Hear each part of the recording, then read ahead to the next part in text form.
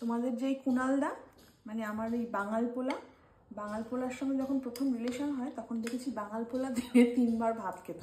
ব্রেকফাস্টে ভাত, লাঞ্চে ভাত, ডিনারে ভাত।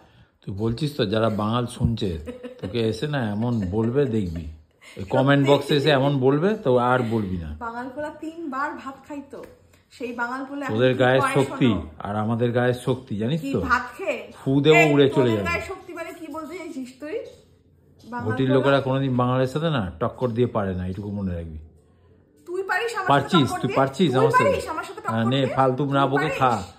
আর এখন বাঙাল পোলা কি খায় তোমরা রোজ দেখো, এখন বাঙাল পোলার যা মুখ বেড়েছে, বাঙাল পোলা এখন খাচ্ছে রুটি, ডিম ভাজা, কলা, দই।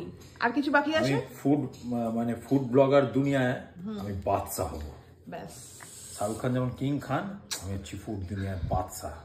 এমন এমন খাবার খাবো কেউ খেতে পারবে না। Bizarre food, bizarre. আমি আগে একটা প্রোগ্রাম দেখতাম টেলস, যত উদ্ঘাট মার্কা খাবার দাবার। ওটাকে ডিপ করে খায় না, ওটাকে তুলে আঙুল দিয়ে চেপিয়ে করে খায়। আঙুলে যাচ্ছে, আঙুলটা আবার চাঙ্গা হয়ে যাচ্ছে দইটা লেগে।